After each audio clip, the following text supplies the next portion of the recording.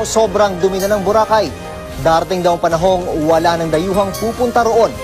Inutusan niya si DNR Secretary Roy Cimatu na linisin ang isla sa loob ng 6 na buwan. I will close Boracay. Boracay is a cesspool. But you go into the water, it's smelly. Smell of what?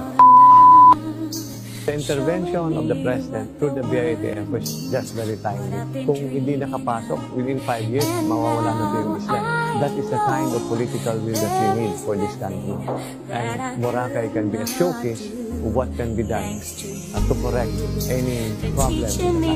Sa ating mahal na Pangulong Duterte, sa umpisa ng inyong desisyon na sarado yung Boracay, medyo hindi po namin nagustuhan dito sa Boracay, pero naging honest at straightforward po kayo. Salamat at dahil naging matigas kayo na hindi nyo kami pinagbigyan, na itigil yung pagsasara para i-rehabilitate ang Boracay, kaya nagkaroon ng ganitong resulta. Napakalinis na po ng Boracay, na-enjoy na po ng mga turista. Yung mga karagatan natin ay sobrang linis na.